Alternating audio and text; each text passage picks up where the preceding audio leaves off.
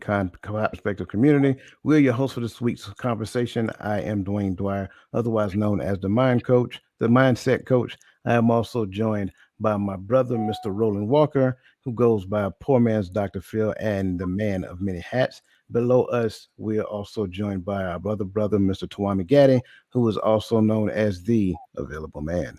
And with us this evening also is my brother from another mother, Mr. Chris McClellan, from across the table with Chris. He will be on stage here in a second. So, with that being said, gentlemen, how are you this week? Let me make sure. Okay, there we go. Oh, I'm doing all right. I had to make sure I wasn't muted. I'm doing all right. This week has come to an end, and it's another Good Friday. Yeah, man. I'm well. Absolutely. Absolutely. Apparently, the available man is not so available. Oh, there he is. What's up, brother? How you doing? I'm doing good, doing good. Had to fix something quick technically, That was, I got you, man. Hey, it's all good. It's all good. Yes, sir. Yes, sir. And listen, I want to make sure that I give a shout out to everybody that has joined us in the chats. Again, welcome Michelle Ray, welcome Crystal Everett, Miss Bernadette Simmons, Lisa Keys, and also Queen V, Miss Verlene McCoy. Welcome to this week's conversation, and welcome to all of you who are joining us from all other platforms. Again, we appreciate you. Before we get started, go ahead and do us a huge favor and hit the like button.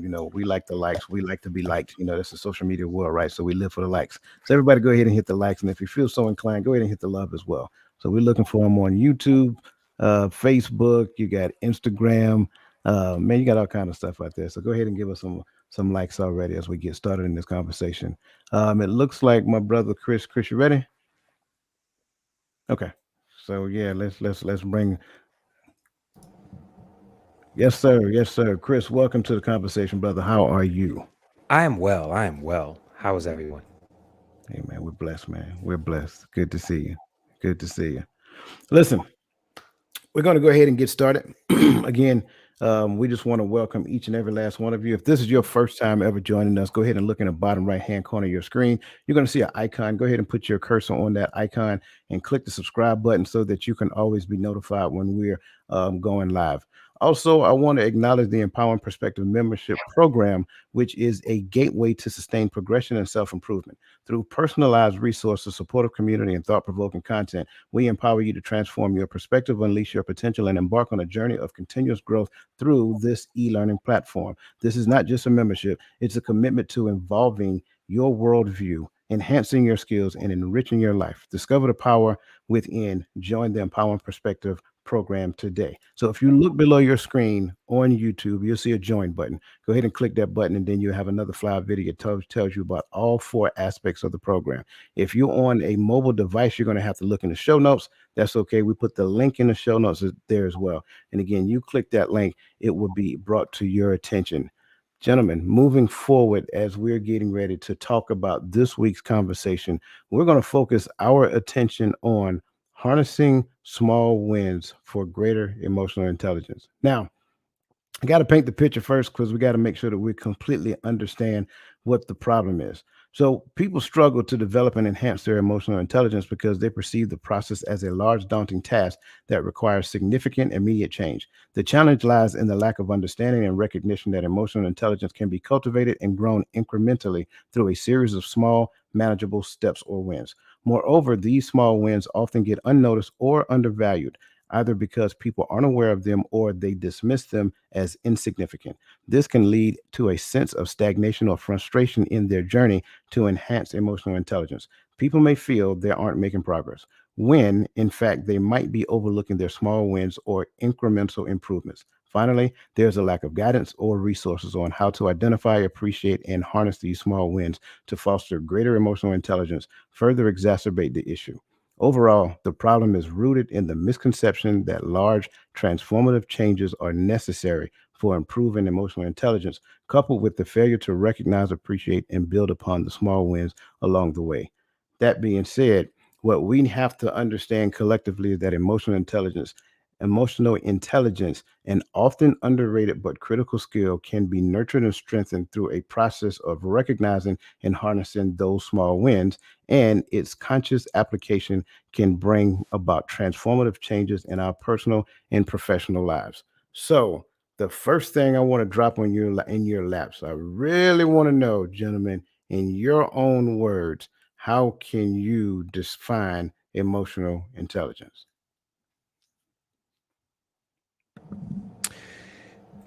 I've always been a base level Before bottom these line kind of profound guy. brothers.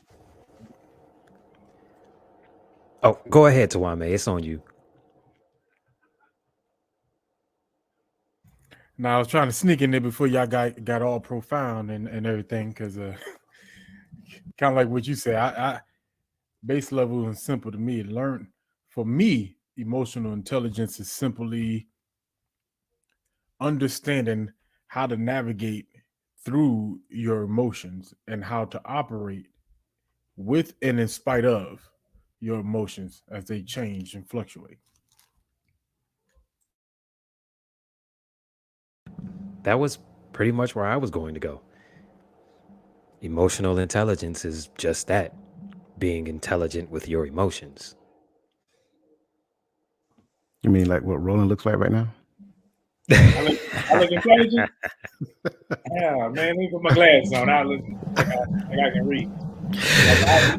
Oh man, Roland, you look like whatever you know I need to know. Hey, see, and hey, believe it or not, I got jogging pants on. So no, let me stop. Let me stop messing. But I think people hear intelligence and they think IQ, and they try to marry intelligence and emotionalism together as if you have to be smart when it comes to being emotional. I think what you have to do is have a certain intellect to realize when you yourself may be taking things higher or not as high as they should be. So you got to use a level of intelligence to know when and where to act a certain way, to be a certain way. Because sometimes people will overblow small things, or they may take something that's large and minimize it, especially when it's concerning someone else. So you have to have the emotional intelligence to say, man, while I'm listening to what's going on, I gotta be able to decipher whether or not I should, one, speak or just listen, two, add input, and if it's input, is it valuable? And that's, to me, emotional intelligence. I like it. I like it.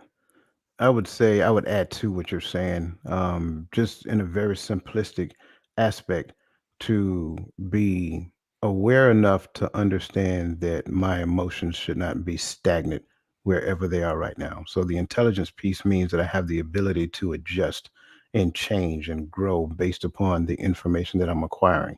When it comes down to my emotions, what I have to learn to do is not allow them to that they do not put me in a position in which I do not want to be. Do not put me in a position to where it yields a negative outcome. Do not put me in a position to where I try to dominate the environment. Do not put me in a position to where I repel people away from me just simply because I have emotional outbursts. So just the concept of being aware and self-regulating myself to such a degree that I am listening, I am learning, and I am adapting based upon the information that I'm acquiring. That's is about as simple as I can make it without going to the book and pulling out like textbook jargon and all kind of other stuff. That is pretty much it in a nutshell. Being intelligent with your emotions. Roland made a good point about people thinking that intelligence when it comes to emotions is IQ, and it really is not. It is more along the lines of understanding the emotions that you are feeling, so that way you know how to react instead of reacting solely on your emotion. As men, we have to be smart when it comes to our emotions, and we cannot allow our emotions to dictate our actions.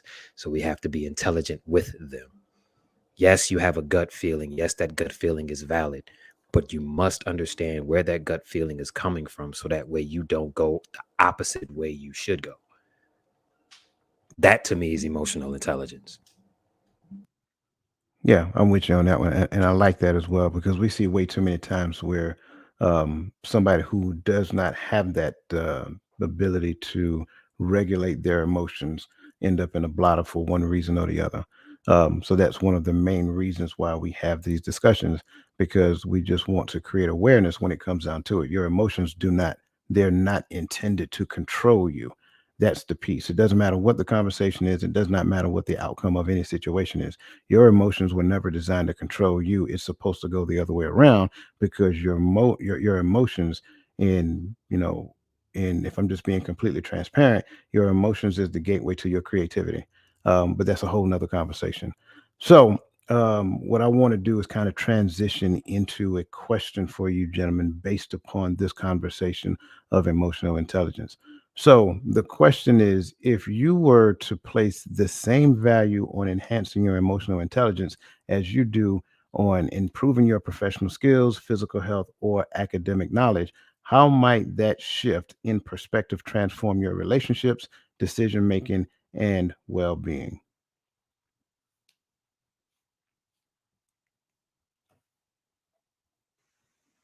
I think learning how to control yourself is a must, especially when you are in business or in relationship or whatever.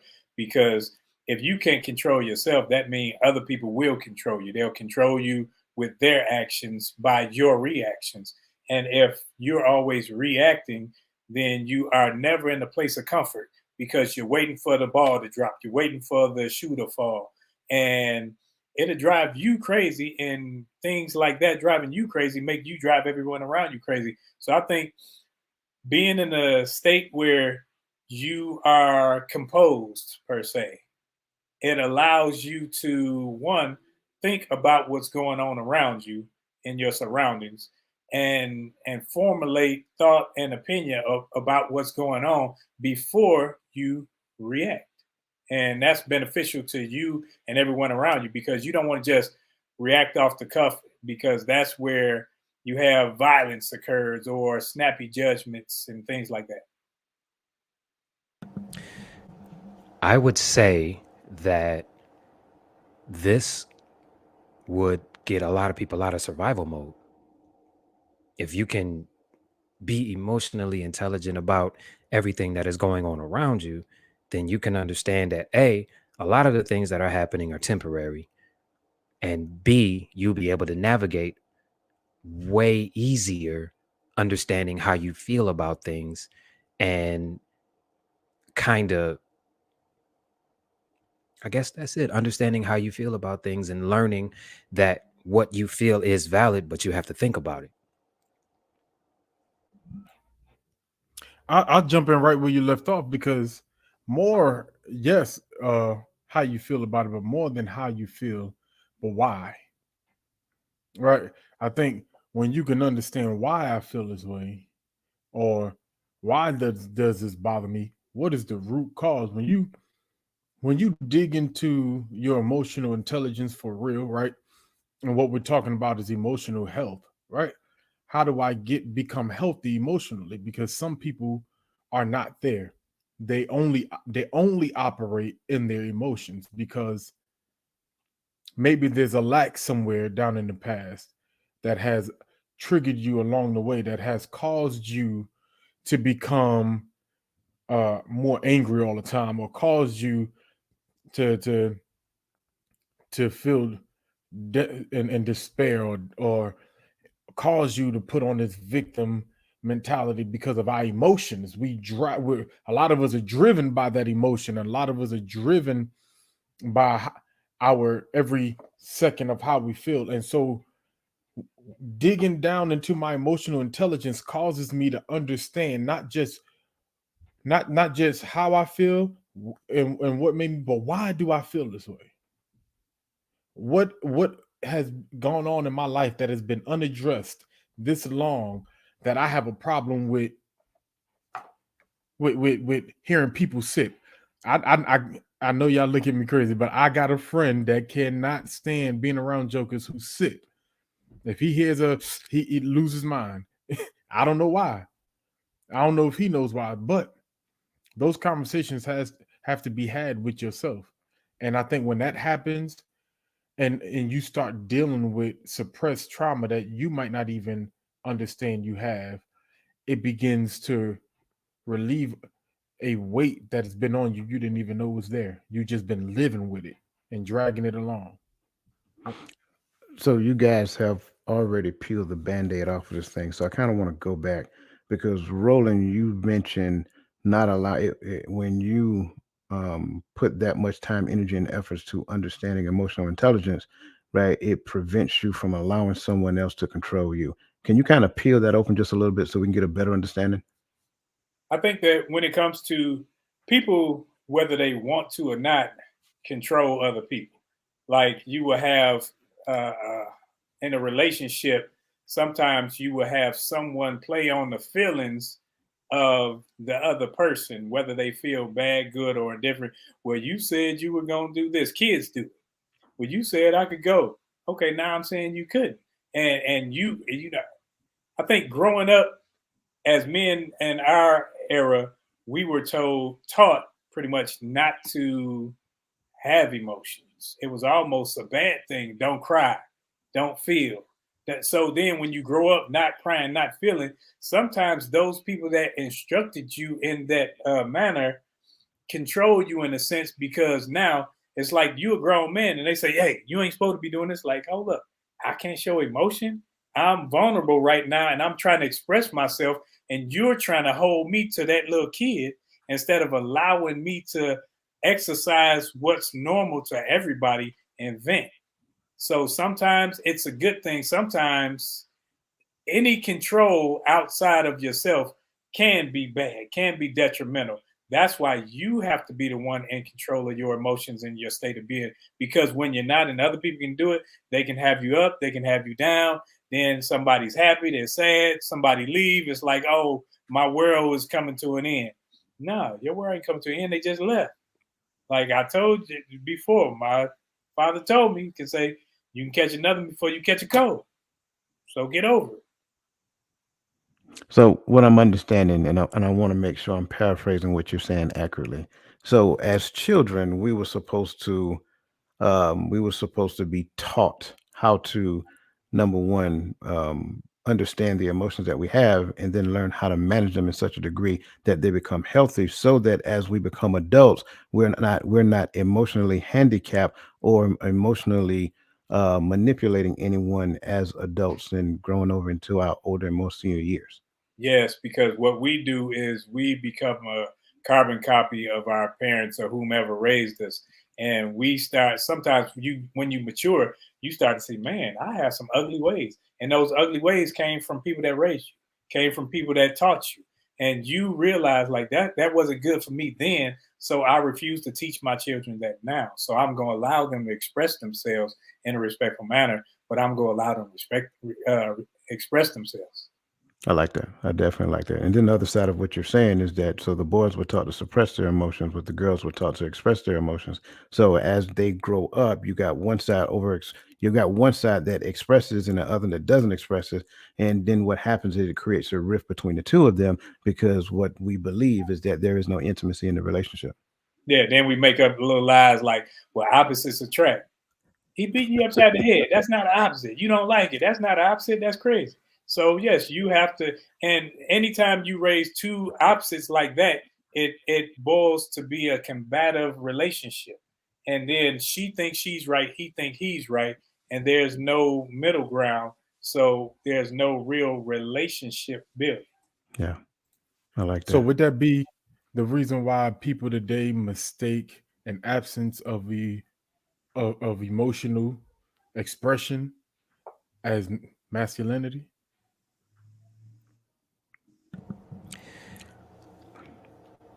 Nope.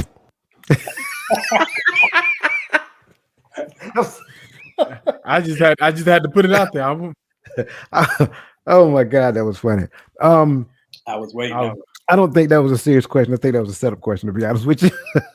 um, You are not going to bait me tonight, Tawame. That is not happening. that was pretty good. That was pretty good.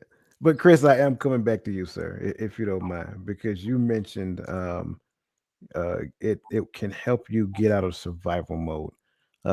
I agree with you first, but I want you to kind of paint the picture and kind of help everybody else understand why you went there first. Because things happen. And as men, we were taught to just get over it and move on. As men, we were taught that showing emotion was actually quote unquote feminine. I really wish the narrative that only women are emotional creatures would be destroyed, because we are all emotional creatures, because we all feel emotions. The thing about it is, we were never taught how to deal with them. So we are always suppressing. And when we are always suppressing, there's this thing that we have in our gut that we know is there, but it's like, if I express it, what do I do? If I express it, I got to hear from this person that I'm acting sensitive. I got to hear from this person that I'm in my feelings. So I am trying to survive not showing my emotions. And then, like I said previously on previous shows, small things become gigantic when you suppress that. So as men, we are in survival mode because we have been taught to not have feelings. We have been taught to not have feelings under the guise of being stoic. You understand what I'm saying?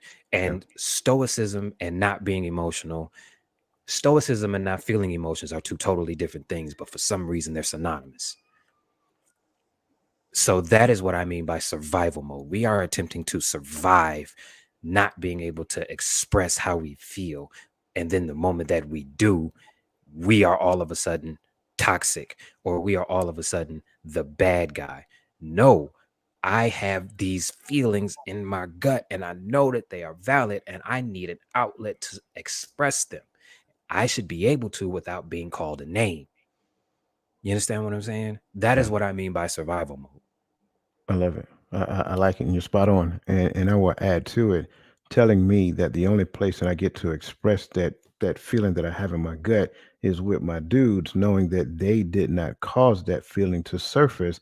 That's not helping me. That doesn't, and it's not healthy, because the only thing that you're going to end up doing is we're probably in most cases experiencing some of the same things, just at different moments in time. So we bond stronger, but the bond that brings us closer together is the trauma that we're experiencing. So that becomes an issue as well. So we just have the exact same story, and it becomes a never-ending story from man to man. But we have to get to the point to where we can talk to each other, right? We got to be able to talk to our spouse. We got to be able to talk to our significant other. We got to teach our children, like Roland said, to be able to express those emotions. So I thank you for sharing that, brother. And again, the other side to it, I mentioned it earlier, is that emotions is the gateway to your creativity.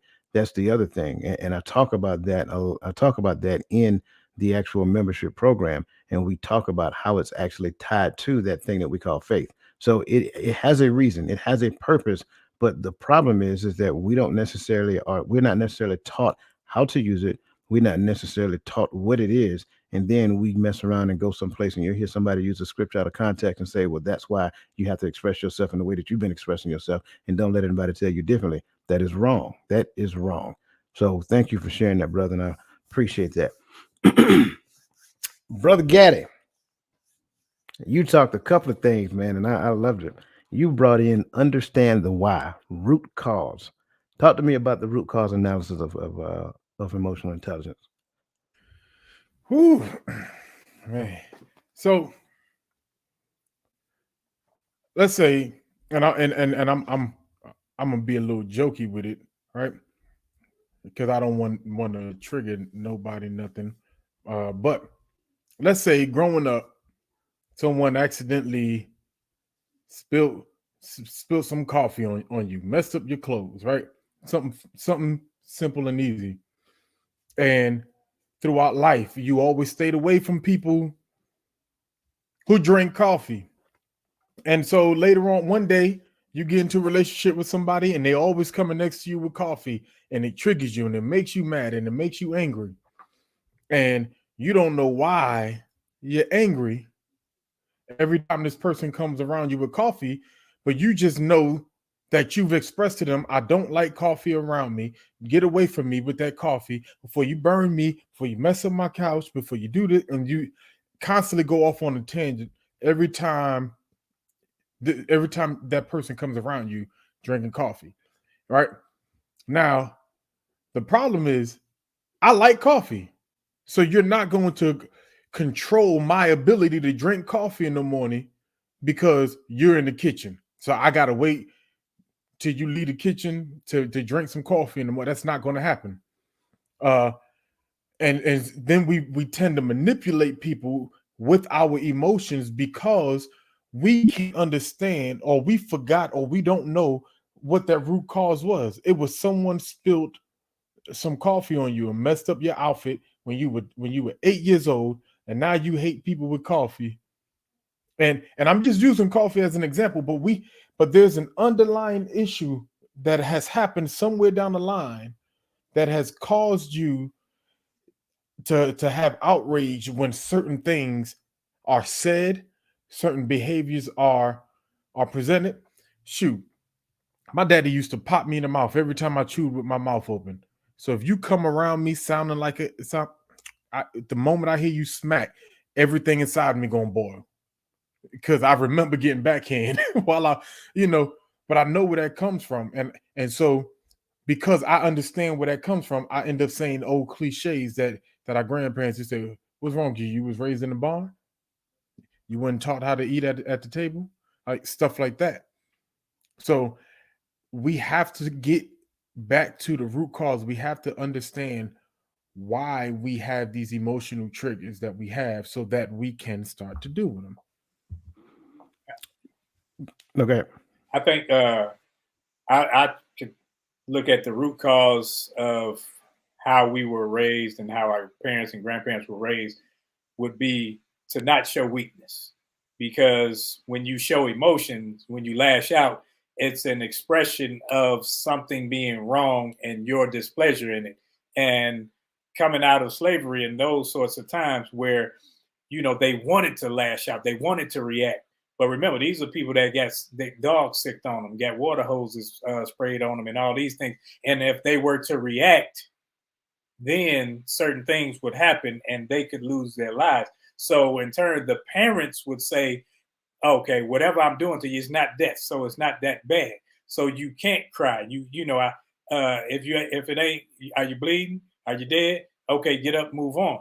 And we, instead of realizing that we aren't in, sometimes when you're in trauma so much, when you get out of trauma, you still act like you're in trauma. It's the same reason when I got out of the hood, I still ate pork and beans and weenies. I still ate my peanut butter and jelly sandwiches. It was like, man, I ain't broke, but I eat like I'm broke. I do things like I had a broken mentality, a broken mindset, and I brought that along with me. And we got to get out of that just with the emotions and the brokenness.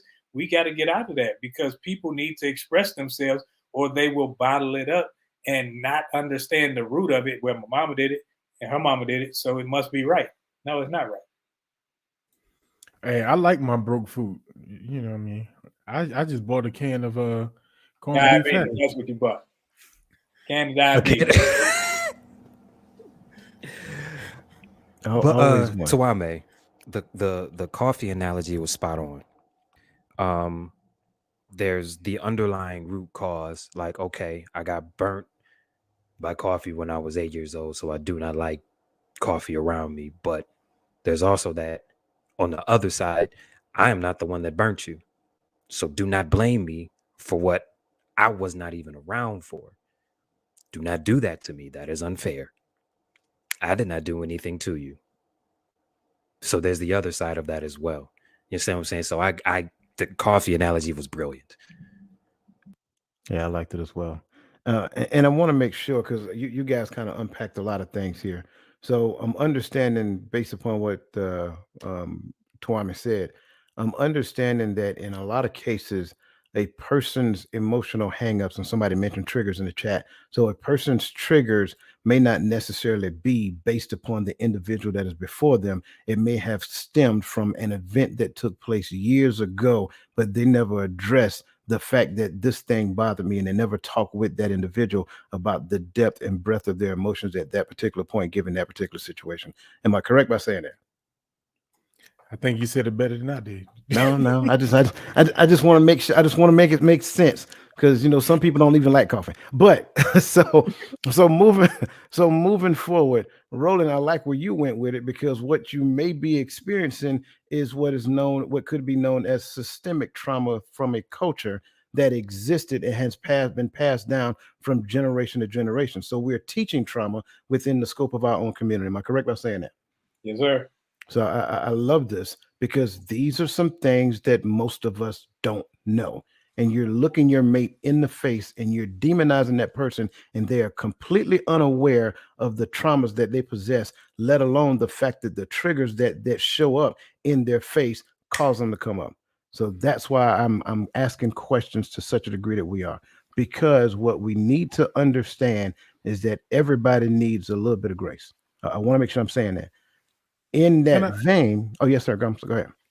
I wanted to ask a question because when you said the way you said it, maybe I took it wrong, but the way you said it, cultural trauma. I think when you live in a multicultural world, wouldn't you say that we all have some sort of emotional trauma?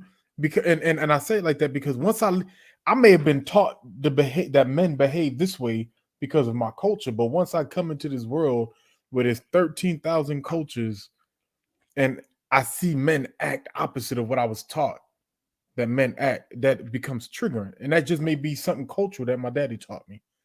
That's not how Muslim men, or that's not how Black men, or that's not how Hindu men, or whatever the case may be. That's not how they act. Is that making sense? Does that make sense? No, you're making a lot of sense. And probably about 5 words down, that's what I was going. So no, you're good. You're good. And you're absolutely correct. No, you're good. But you're absolutely correct. Like when we look at some of the things that and I'm not going to kind of sugarcoat it, like when we look at some of the things that we collectively suffer from, well, everybody collectively suffering from something in some shape, form, or fashion. I think sometimes in our own naiveness, we believe that, well, this person has it better than me. We're sure if we're doing a comparison thing, but everybody is suffering from something. That's the point that we need to understand. What this person over here and this person over here is suffering from is not my responsibility. My responsibility is this person right here. So as long as I focus on me and continue to become the better version of myself, that means I get the privilege to help everybody around me heal and grow. That's the space that we got to get to. And that's why I was asking these questions to such a degree that I was. Chris, you're unmuted, bro. So I think you want to say something. And if I cut you off, I'm sorry. Oh no, I am simply I'm listening. Okay. But here's the thing. I understand the cultural triggers and I understand the multicultural triggers that we see on a regular basis. However, I believe that a component of emotional intelligence is understanding, okay, this is triggering me. Why? Why is this triggering me? Is it something that happened to me, or is it something that I heard happened oh so long ago that happened to people before me? What is this? How do I deal with it? I think that is the component that is missing. I love that, Chris, because you in order to deal with anything, you have to identify it. You have to say it is what it is. And having dealt with young people who have been physically molested or anything like that, I've seen where they buried it and forgot about it. And then when they were in a relationship with someone else, it pops up. Or you see young girls who don't know why they just are promiscuous, why they are a certain way. It's because you had some issues when you were being babysat back in the day or whatever. And that's not every case, but that can be the case in some manner. I think we have to definitely identify what has been done, especially if I feel a certain way. And why am I, like Chris said, why am I triggered by this? Why does this always bother me? And when you find the root of it, then you can start to dig it up. You can start to see why, and you can actually start to get some help. I like it. Very well. Excuse me. So I kind of want to get into the chats, man, because I mean they are blowing it up over there, and I'm seeing some things that we really need to bring to the table. But I don't want to miss anybody, so I want to go back and welcome. Where did I miss? There we go. So welcome Brianna Moore. If I'm not mistaken, that's that young lady that asked that amazing question that week. So welcome back, E Black TV. Welcome to the show. Cassandra McKenzie. Welcome to the show. Let me see who am I missed. The hobbyist. I'm not even gonna try to pronounce the first part of that, so I'm just gonna call you the hobbyist. I hope I'm not offensive, but welcome to the show. Joel, welcome to the show. Always good to see you. I think the traveling geek, welcome to the show. I think I got it. Christian Barrow, I would not forget you, young brother. Welcome to the show. I think I have everybody now. Again, if you're out there, by all means, get in the chat because we definitely appreciate and value what you're bringing to the table. So I'm gonna put my hands up and I'm gonna stop touching stuff. And whatever comments that show up on the panel, those are the comments that we're going to address next. Because I am loving what they're saying. So eBlack TV says emotional intelligence is learning and understand your current emotional triggers, needs, and lack. Absolutely, absolutely. And just really what those brothers were talking about. So thank you for that. Michelle Ray says we have been programmed to use emotions to manipulate conversations and most of all people. Facts. I can't stress that enough. Great point. Thank you for that. At Chris, that is it. Real-life situation or incidents are temporary was a key factor that in assisting me with my emotional health. Yeah, absolutely. Situations are temporary, but people, I mean, they're more important than the situations and instances. So absolutely, good point, and thank you for that. Let me see what we got next. Common sense along with your emotions, and be smart enough to know the difference. You don't have to be intelligent or smart to use common sense. Man, I love that. And you know what? Go ahead, brother. Common sense isn't always that common, though. I was going to say the same thing. Some people struggle with common sense, but she is absolutely correct. Thank you for that. All right. Some people do not have emotional intelligence. They lie to themselves. Big facts.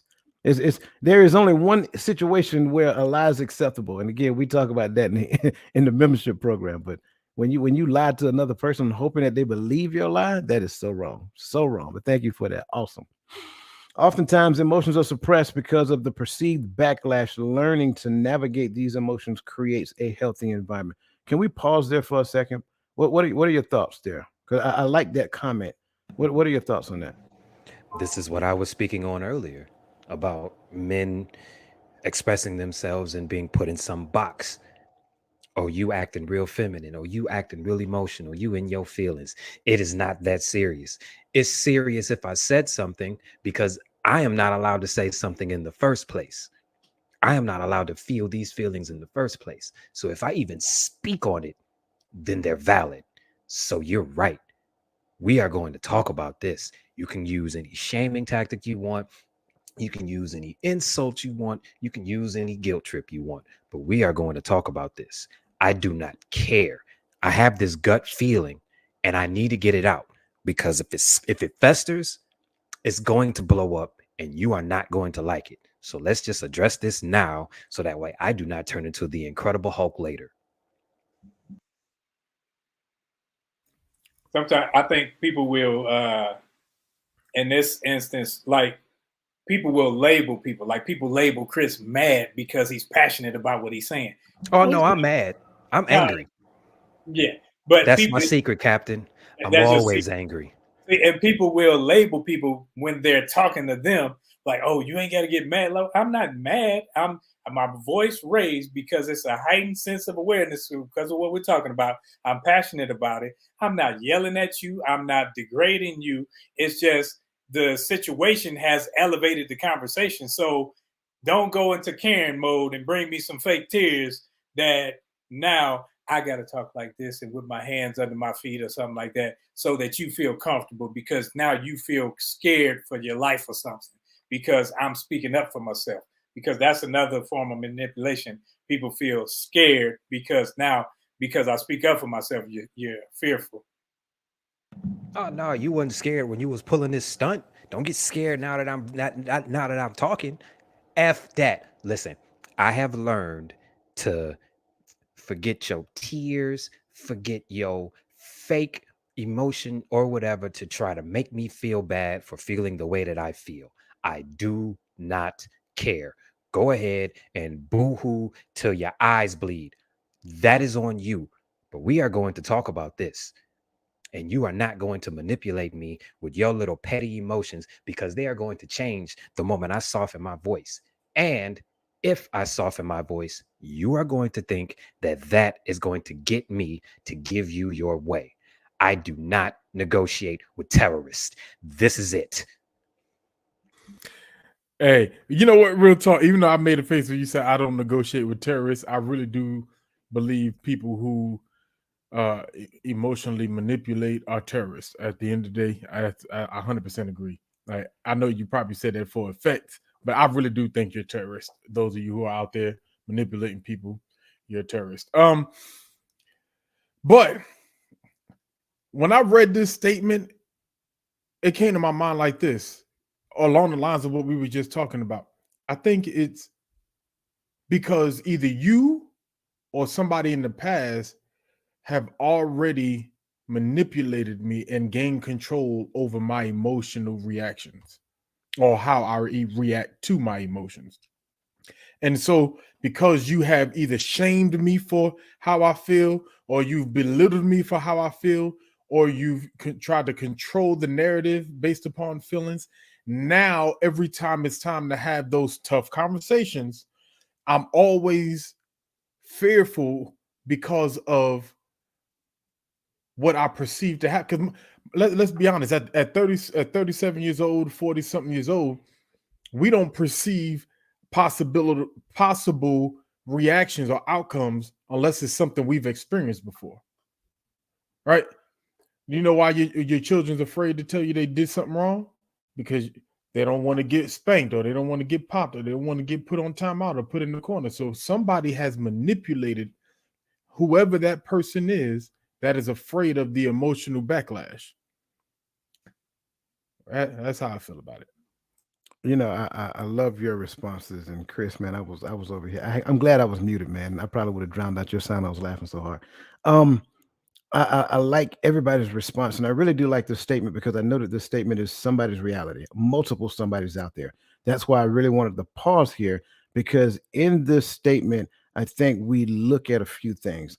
We look at the fact that, well, this person's been through some things and they're fearful of being honest in that conversation. But then on the other side, you're looking at the fact that, well, just because this person been through some things, this person now has to suffer because of the fear. But the big problem here isn't the suppression and isn't the result of the suppression. The big problem here is that you didn't feel comfortable enough to come to me and talk to me about the thing that has you suppressing your emotions before we got into the situation or the conversation where you had to suppress your emotion.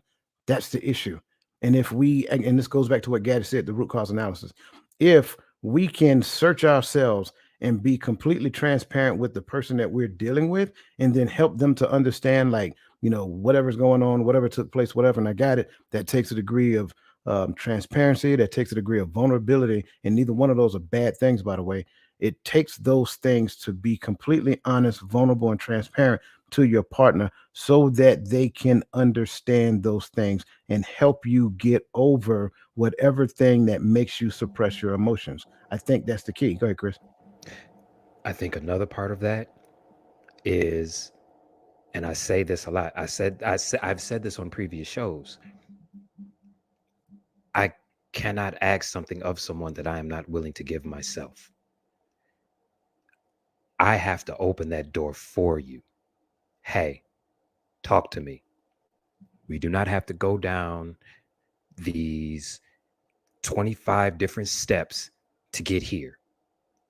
Talk to me, because I want to be free enough to talk to you. I am not attacking you. You are not a horrible person.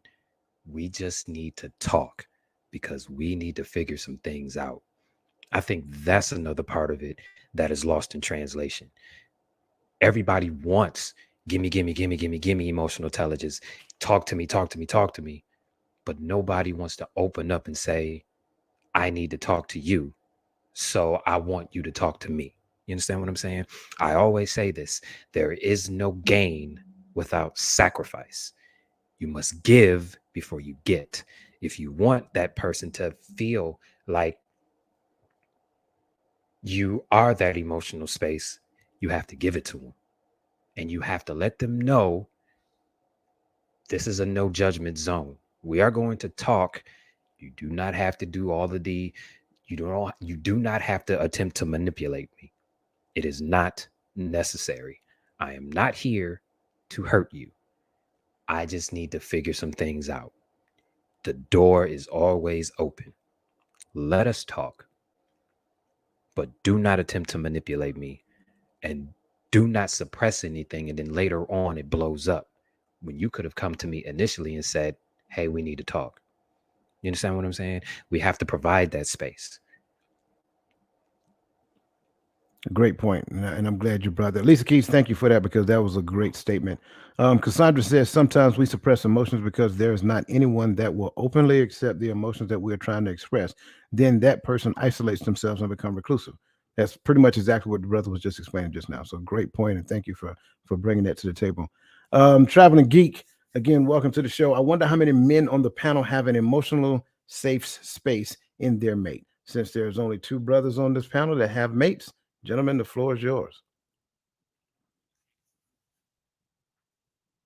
Be careful. She's listening.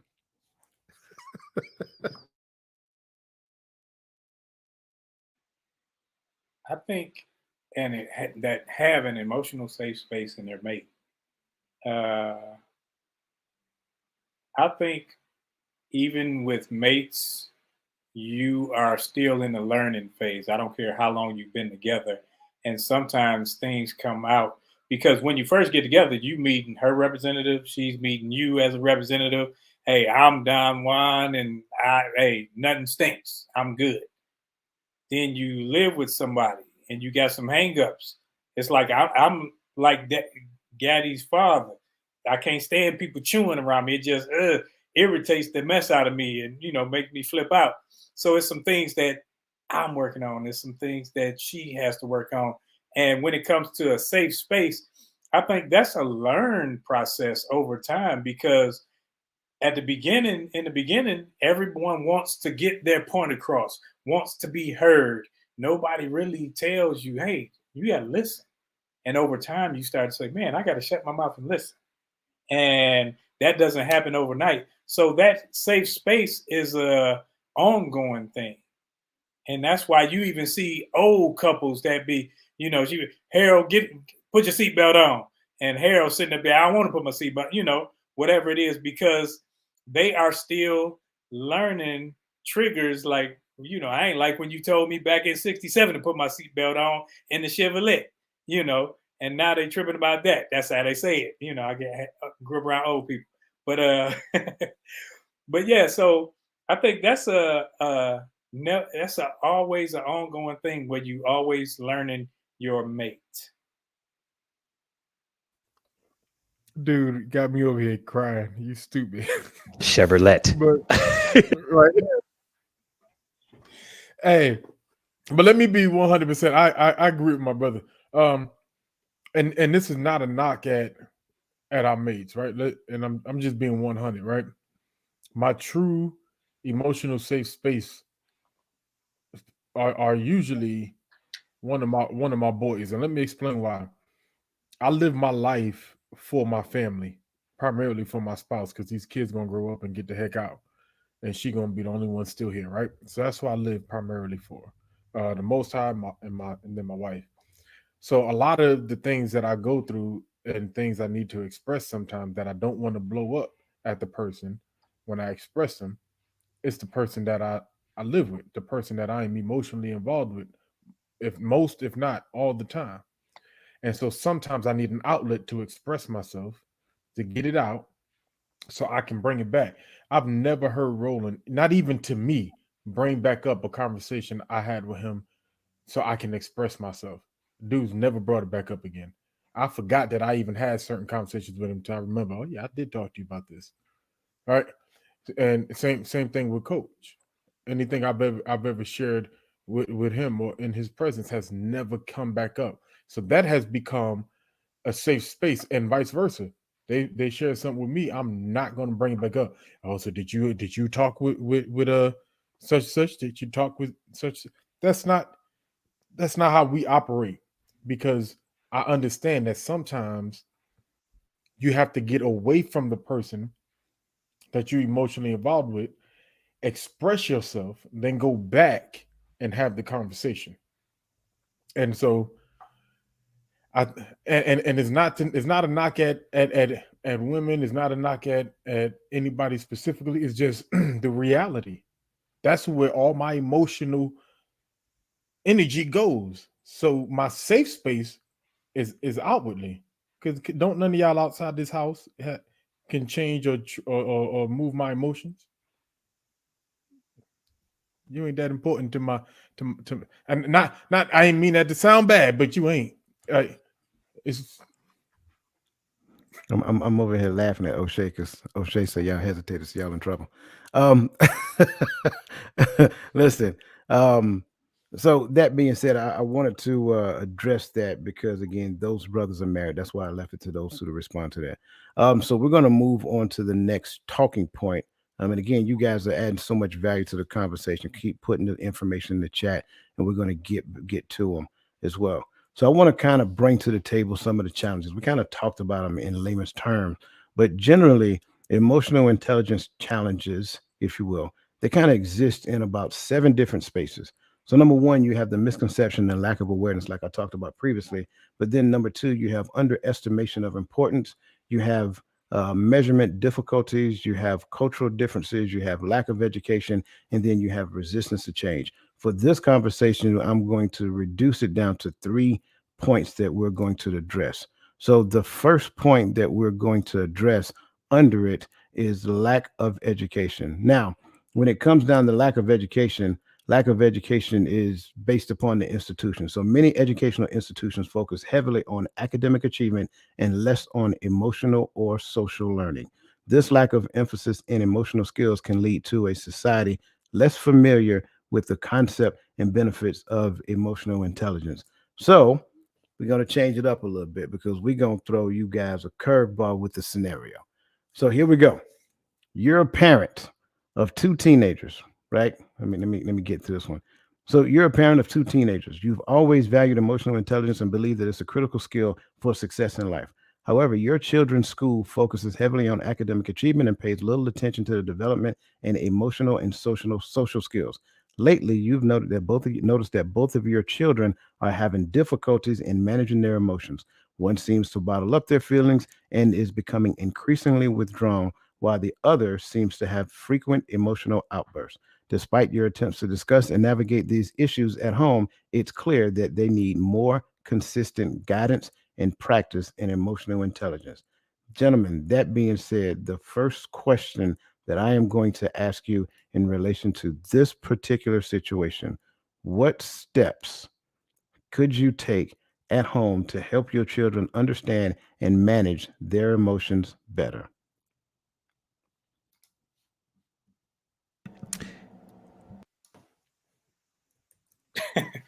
I think for me, we about to write some stuff down. We about to write our feelings. We about to have some type of, you can dialogue with the book, dialogue with the piece of paper. And when you write down what you're feeling, how you're feeling, and go through that, I think sometimes it becomes therapeutic. And as that becomes therapeutic for them, it will become therapeutic for the group, because now I get to hear what's bothering my child. I get to see why they're thinking or feeling a certain way and see what maneuvers how I need to, okay, is this school the best? I know academically it may be great, but if they are stunted in other areas that they need to excel in, I may need to make a change as a parent. So let me ask this. You say, are we talking, because I think Lisa put it in the chat, are you talking in reference to family counseling or just counseling that your child go through themselves? Well, you had said at home first. Okay. So I was thinking that you were saying, what would I do? And I would start at, if we're doing this at home, I'm starting with the little, hey, we got some family time where everybody's going to do that. My apologies. I misunderstood what you were saying. I guess I'm going to speak as someone who never had this. I would just constantly remind them that the door is always open. If you need to talk, come talk to me. Doesn't matter what it is about. I'm your father. You are supposed to be able to come talk to me. I am supposed to be the one out of everybody. Me and your mother are the two people on this planet that you should be able to come to with anything. So come talk to me. No pressure. Just come talk to me whenever you are ready. I'm not going to beat you down. I've noticed some things that are different. You wildin', and you are just over here just stuck, just doing nothing, and you are just quiet. This is different. Come talk to us when you are ready. The door is always open. That is where I would start. Being that I am not a parent, I do not know the further steps. I mean, the counseling sounds like the best way to go because there's an outside person that can kind of view everything and give their own perspective. But if we're starting at home, then the home has to be the safe space. Come talk to me. Come talk to us. Schedule a date and time. I will free my schedule up for my children. That is where I would start.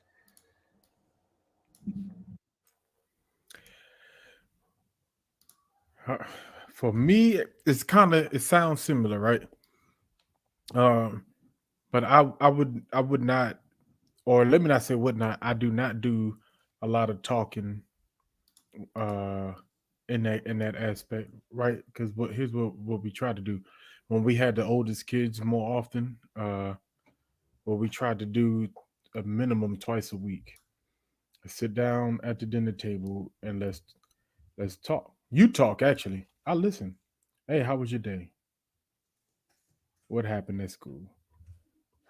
What classes did you do today? What did you learn? How did you and when they and you learn, the more you allow your children to become comfortable having a conversation with you as human beings, right? Not disrespectful, but as human beings, you find that they become more open to telling you what happened.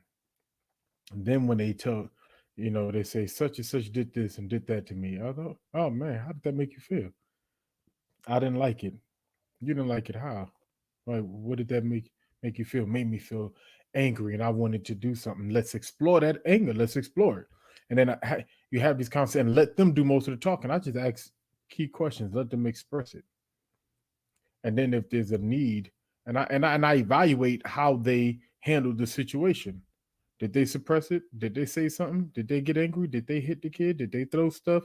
What did they do? Then I can direct based upon what I already know has taken place, because it's already real to them.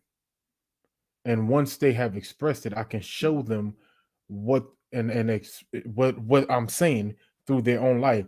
See, so that anger you feel, that's an emotion. Emotions change. You don't always need to react on the emotion. Oh, but he keeps doing it. Have you said something to teach him? Now, I sound like I'm diplomatic, but there's only so many times my son gonna come home and tell me that the same kid kicked his stuff over and pushed his stuff before we're gonna have a meeting with the kid's parents. I don't want to see the principal. I want to see your daddy. But that's a whole nother conversation.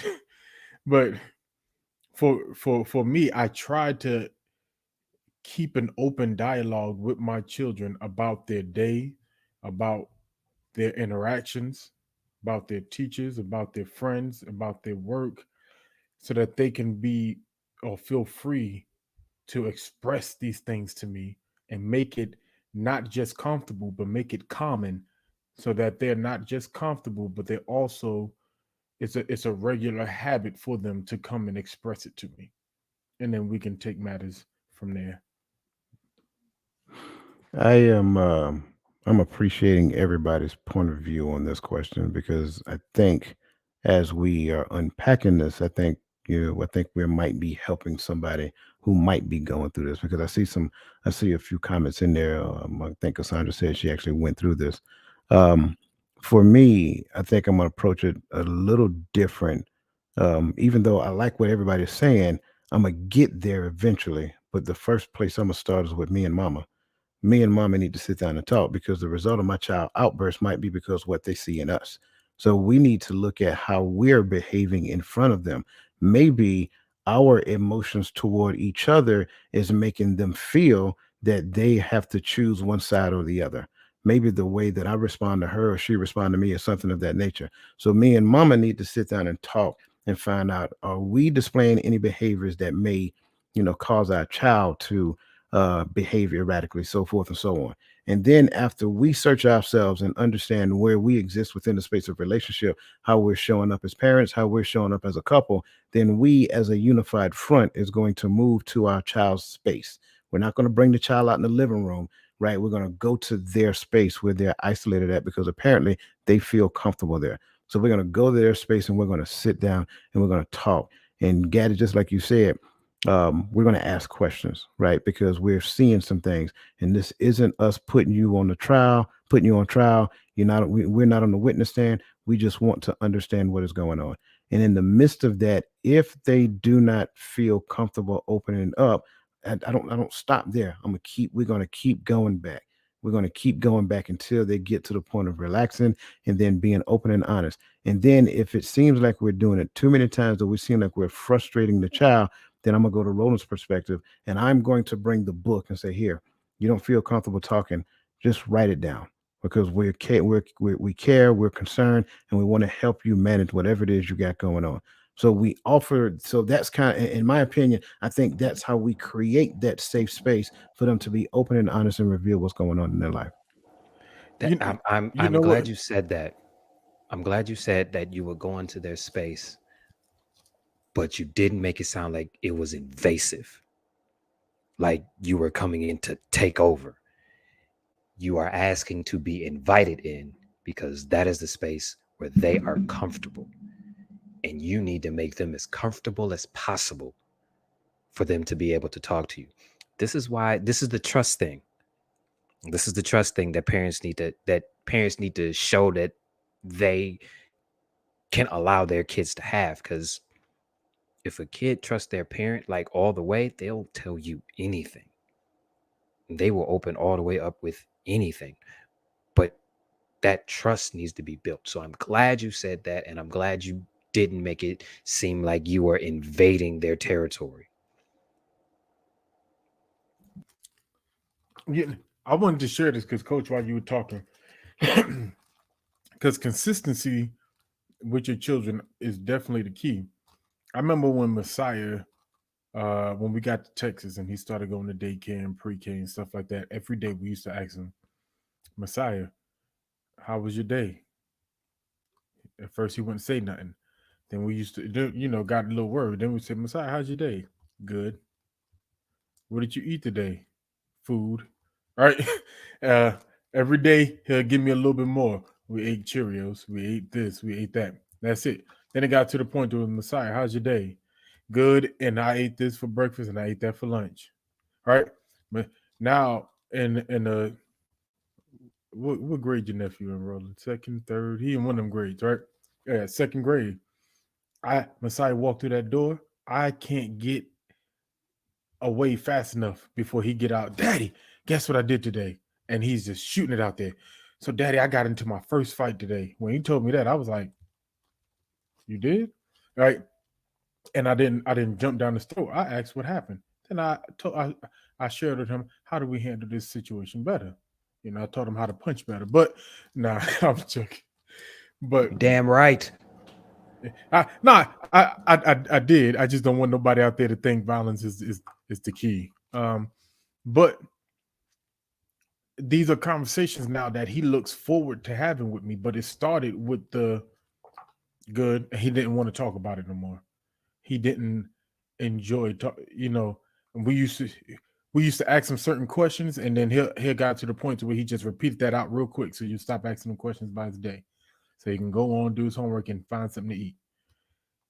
Now he comes home and he overshares to an extent of how his day went.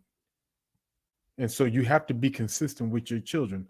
You have to make that safe space their normal space in your house. and they will share with you what's going on in their life. So that's why I don't understand how some parents have children that they can't get nothing out of, like nothing. Because for me, it is not just important. Like, no, he's not my friend, and he knows that. No, we're not brothers, we're not buddies, but that's my dude. But he understands who daddy is, but he knows even though daddy would chasten him, I can still come and tell him anything, and he won't judge me. It's a fine line, but I do like that you brought that up, Coach, that you don't stop because they were not comfortable. Got to keep going.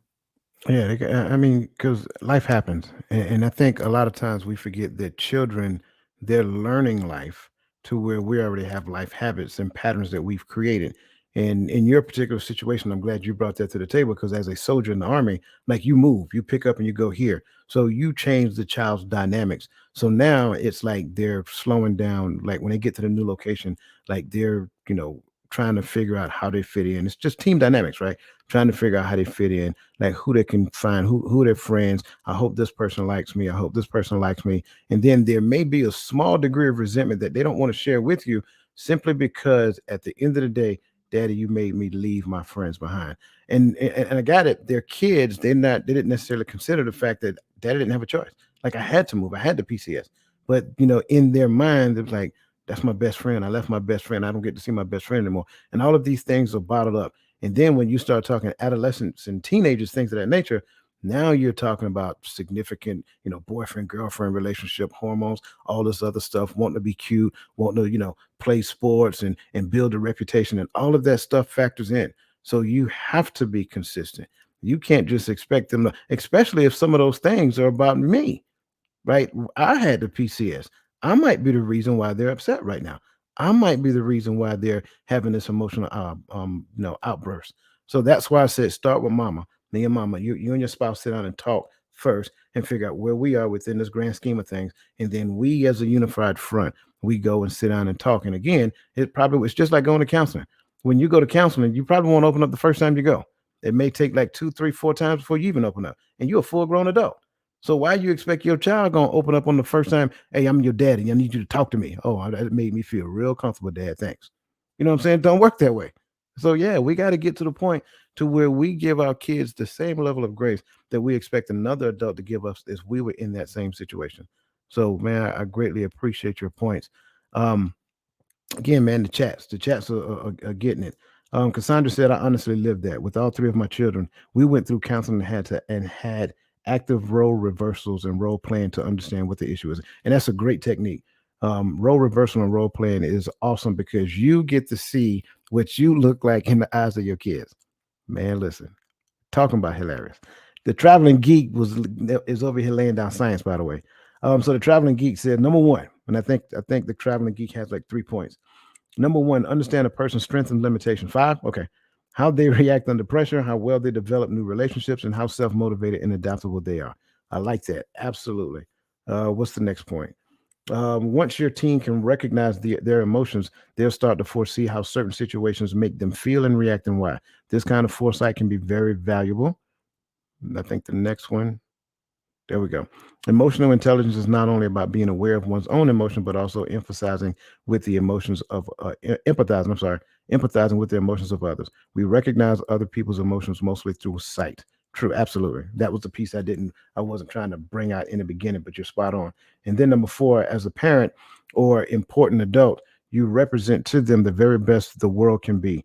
If they interpret that as judgmental or critical, they'll approach the world with defensiveness. Absolutely. Absolutely. And last, they are the ones apologizing for something. Show them how to do forgiveness. Not every bad behavior has to invite a consequence to teach an important lesson. Yeah, I agree with that as well. And I definitely agree with the forgiveness piece because I would tell you, for me, I struggled with not so much forgiving, but apologizing. I struggled with apologizing as an adult because as a young adult, because I never really seen people apologize when I was young. I've never seen nobody apologize for nothing when I was growing up. So that's a great point that you bring in. Thank you for that. Like I said, Traveling Geek was dropping some knowledge. Roadblock 63, welcome to the show and appreciate that, man. Definitely. And you're welcome back anytime. yes, that coach example or mirrored great process to adopt. And thank you. I appreciate that as well. Mr. Dwayne, I've lived that, and I'm the one currently that bottles up their emotions, and due to the trauma, I don't remember most of my childhood. My heart goes out to you, brother. And again, that's an example of what can actually happen when we don't allow the child to openly express and learn how to manage those emotions within the space of the trauma that they're experiencing. Again, sometimes trauma, like we talked about with Brother Gaddy PCS, and sometimes trauma is like you can't avoid it. So the best thing we can do is teach them how to recognize in certain situations it is what it is. Did you cause the situation? Right? Are you a part of the situation turning out that way? If it's outside of your control, it is what it is, and help them to understand that. Go ahead, brother. And I was just going to add to what the young brother was saying. Sometimes you may not know what happened, but you know what triggers you. So Right. start to identify the triggers, write them down. Say, man, I'm triggered when this happened. And then it may allow you to trace some steps, or if not that, just to say, man, this triggers me. I don't know why, but you can handle it in a different manner because you know it's coming. Absolutely. And it's still never too late to fix it either. All right. Man. Go ahead. No, I just wanted to say I understand exactly what you're saying, dude. Not dude in disrespectful way, my bad. Mr. Christian. Because kind of both with what Coach was talking about with the PCSing, it was kind of my life within the city of New York. We moved around a lot. We went through a lot of trauma, a lot of history there, right? And the bottling up or not having a safe space because my mother was always going on, because we jumped from here to here, and because we ended up there, we really didn't have time for safe spaces or to live a life of normalcy, right? And so a lot of stuff now is forgotten because it was suppressed. And I shared that real quick to share with you that you are not alone in that journey of figuring that out, right? And I don't necessarily share with everybody what I do because it's not necessarily healthy, because I think it might be another form of suppressing. But I've gotten to a point in my life to where I'm just content with everything that happened. They're all my experiences, because I am who I am in spite of and because of. So, but that's me. But you ain't alone, bro. Absolutely. So we're going to keep pressing, and Christian Barra, I would love to talk with you about that later. But absolutely. So we're going to keep pressing. Welcome to the show, Miss Christina Espinosa. So the next point is resistance to change. Emotional intelligence requires introspection, change, and vulnerability. Many people resist these due to discomfort or fear. So the scenario for this particular one is based upon this particular setting. Imagine you are a part of a traditional family where emotional expressiveness is not commonly practiced. Family members usually keep their feelings to themselves, and the emphasis is more on action rather than words. You have come to realize the importance of emotional intelligence and believe that you believe that open communication about emotions could improve your family relationship. However, when you've tried to initiate conversations about feelings, there's been resistance from family members due to discomfort or a sense of vulnerability. They seem to prefer the way things have always been and don't see the need for change. That being said, gentlemen, the question that I ask you in relation to this particular scenario, how might you encourage your family members to embrace the change and open up their emotions?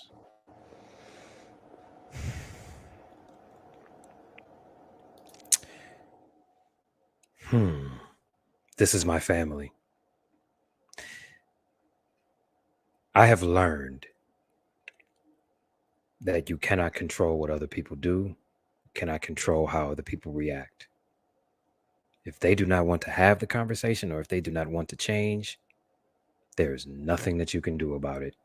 All you can do is leave the door open. That is it. At least that has been my experience. And they actually have to be willing to have the conversation and understand that it's going to be a conversation, not a back and forth screaming match about who did what. That is where I would start. But I think we have to establish the difference between encouraging and trying to force them to change and open up, because you cannot force anybody to do anything. You can encourage them and say, hey, the door is always open. You want to come talk to me, come talk. But I am not about to force you, because then it becomes invasive. And that's really where the resistance comes into play, when it feels forced. Sometimes it has to be their idea. Whenever you're ready.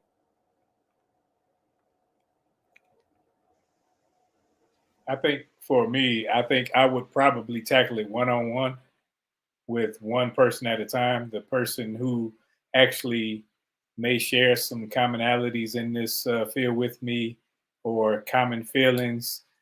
And as you talk to that person, you can, I guess, get some traction, and you may be able to talk to another. And then eventually you have a multitude of the family saying, man, we really do have a problem with this. And then it's identified. Then you can say, hey, we need to sit down as a family and actually talk where one listens to another. And that's just something that you can try. I mean, but it's like, grown people don't like to change. Grown people like to stay the same. They like, okay, it's been working like this, even though it's not. But that's how they feel, because now, like Chris said, it's invasive. So they putting up like, hold up, I'm in a defensive posture instead of inviting, saying, hey, let's talk, let's welcome, because we don't like when people kumbaya and get their arms out like, okay, what a knife at? You about to stab me in the back. So if you aren't used to that, you want to make sure you tackle it one person at a time. That way you can get the whole group in the room without saying, okay, well, I ain't going to be there if Uncle Junior there, because whatever. So I think one at a time will help. I think Uncle Junior ain't here to defend himself. I'm going to tell him. I think another way to encourage them is to show them what it looks like, because a lot of them really don't even know what it looks like. That is kind of why they're resistant to it. They've never seen it before.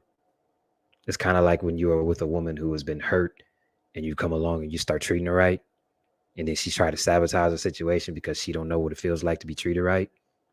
Kind of have to treat this the same way. They don't know what it's like to have an open conversation about how you feel. So show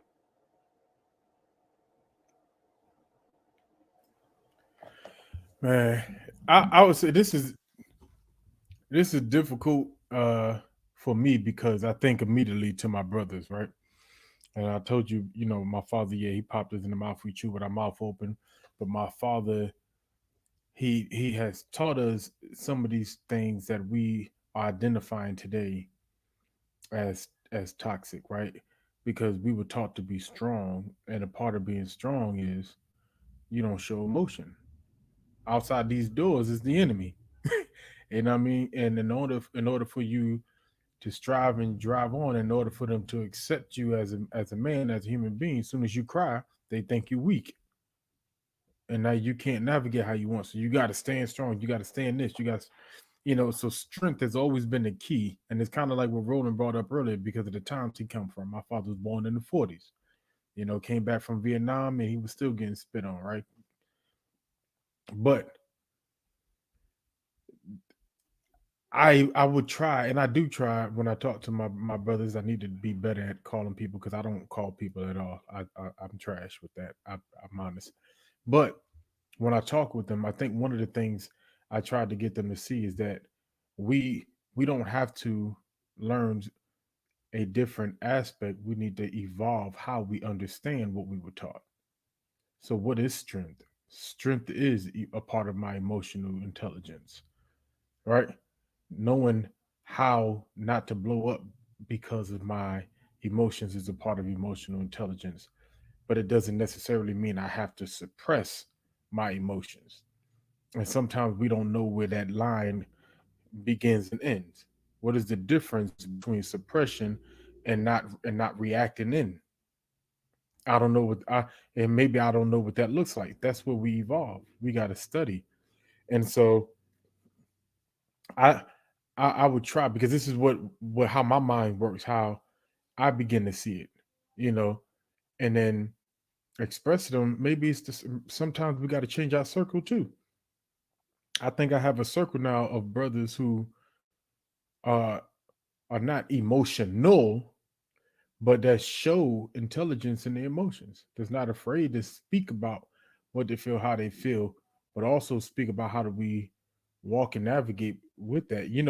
These are things I see even in my circle, so it's easy to walk there because it's a part of not just who I am now, but it's also a part of what I surround myself with. And so these are the things I would try to share with my family, because like I say, they were taught to be rocks. Even my sisters, some of the toughest females you would ever meet in your life, ever, ever, ever, because they had that toughness to them. Yeah, so this question can be a little tough. And Roadblock 63, that's me, brother. I'm with you. Like I think we might be, we might be related in some shape, form, or fashion.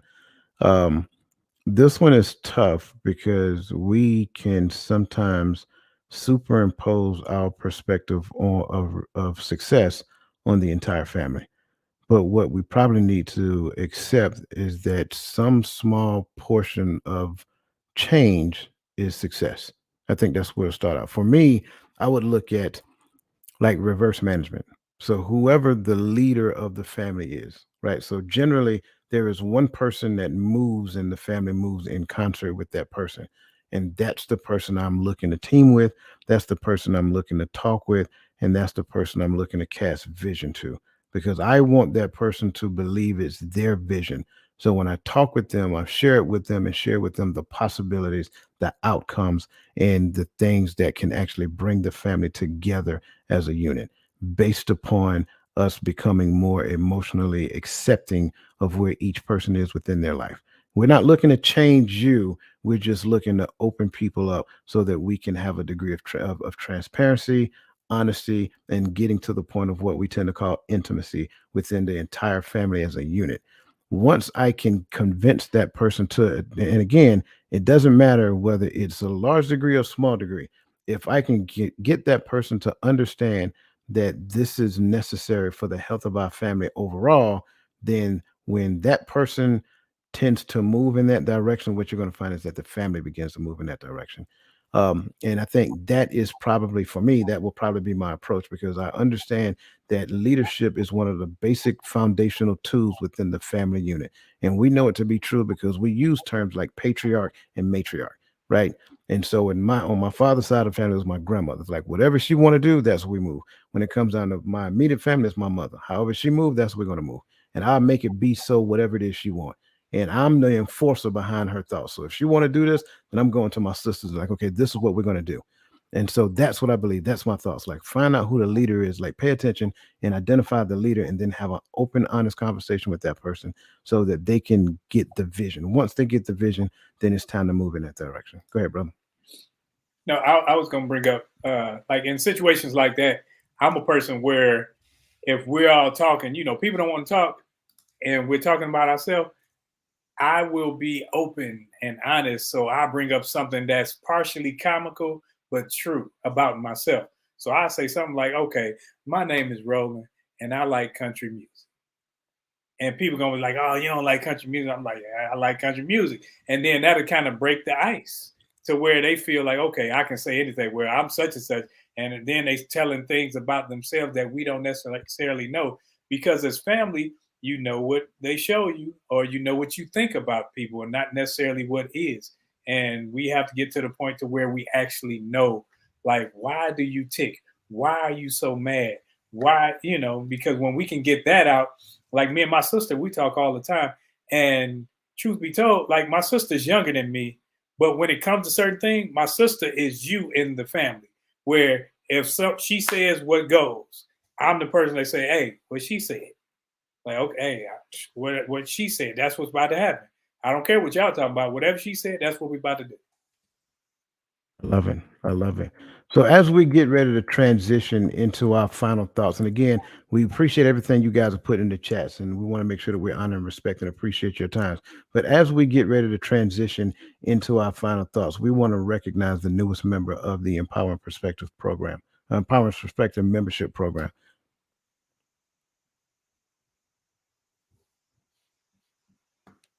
We want to recognize the newest member.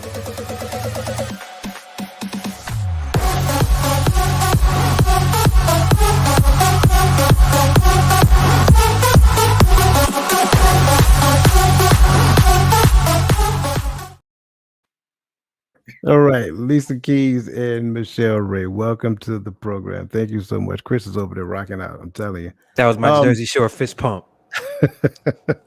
Oh man, it's always exciting, always exciting. So again, bittersweet moment. As we transition into our final thoughts, we're going to let the poor man Dr. Phil close us out tonight. So we're going to start with we're going to start with Brother Gaddy, then we're going to go around to Chris and to myself, and then close off with Mr. Roland Walker. So Brother Gaddy, you have the floor. Hey, man. Final thoughts for a show like tonight, for me, is simple, right? And I say this all the time. I say it often because this is one of the things I believe in the most: is continue to evolve, continue to grow knowledge, and continue to evolve. Because as people, as human beings, we think we know everything right now, but tomorrow there will be something new to learn. And concerning even something as simple as the emotions we walk and live with every day of our lives, we still struggle. Even those who are self-proclaimed emotionally intelligent, we struggle. So that's the key right there. Don't stay stagnant. Don't live in those moments of your emotions controlling what you don't do, what you do, who you don't talk to, who you talk to. Free yourself by learning, by knowledge, by evolvement, and then practice leaving your comfort zone and see if that don't help you change how you feel about things. Have conversations you're not used to having. You know, for a lot of men, a lot of young men out there, hey, go talk to a girl randomly, and you never know, because a lot of men are used to, we get rejected more than we don't. So a lot of men have a problem talking to girls. Hey, just peel the band-aid off and see if you don't become more comfortable in those things that seem as if they are emotional barriers. All right? Evolve. Yeah. My final thought is going to be kind of simple. Um, we have to stop using emotional intelligence as a buzz phrase. Words have meaning. And as men, we must be smart and intelligent with our emotions.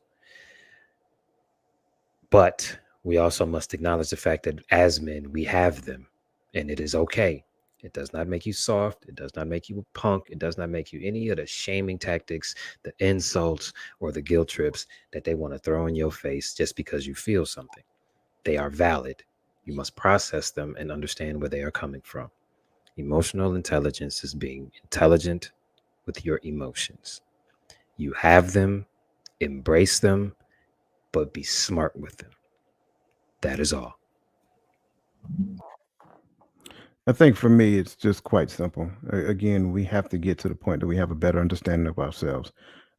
Continue to, self-reflect on what situations make you respond in such a way that that you're not trying to move in the direction, that you're not trying to move in that direction. So, what situations make you respond less than the person that you want to be? What situation triggers you to such a degree that you reflect back on yourself, and it's in some cases kind of make you ashamed of the way that you responded? And then ask yourself certain questions, and then go on a journey to overcome those particular automatic responses. It is without a doubt, it is a programming that exists. You have to rewrite the codes of the program. And that's pretty much what we're trying to help people do here on the Empowerment Perspective program. So, with that being said, I just want to make sure I address that, because this week we talked emotional intelligence. We're not finished. We still have more to go, but then we're going to bring feelings into the conversation, because remember, emotions and feelings are not synonymous. Man, these brothers said it all. They said enough. But if I can add anything to what they said, it would be to continue to learn yourself. Learn yourself and learn what triggers you, because you're learning your partner or your friends and you're learning what triggers them. So never use what you learn against someone else, because that's what we tend to do. We tend to say, okay, and you don't say it outright, but you say it in your actions when you know what to move them to do what you want. And that's called manipulation. And you never want to manipulate your friends or family. You never want to manipulate them to do something that they didn't already want to do. So when it comes to emotionalism, emotional intelligence, keep learning yourself so that you can help someone not be in the same position that you found yourself in time and time again, or at times in the time past, because you don't want to continue a line of hurt. You don't want that train to continue to go. You want it to get off the track. And if we do that, we can find ourselves looking at family members, friends that are healthy in their relationships and healthy in their endeavors with other people. So as we go on throughout this week, I ask that everybody sit back and think about the things that trigger you, the things that you know set you off or put you in a certain space to where you don't necessarily feel right, or you feel like putting up your fists. Sit back and learn those things and write them down. And when you write them down, write down how it made you feel at the time, and the things that you may be able to do to get yourself out of that funk, out of that zone, or see how you can do things better on the next go round. And if we're here to help you, because even in the chat, you help us. We read the comments, we see what you're saying, and that's why we ask for you to get involved. And as you get involved, and as we read these things, we're like, man, this is something that we could talk about, because it's therapeutic for us just getting up here expressing ourselves. So we thank you and we appreciate you and your assistance while we go through this whole ordeal, because this is something that our community needs, and this is a community. So we appreciate you. We thank you. And until next time, we'll see you then.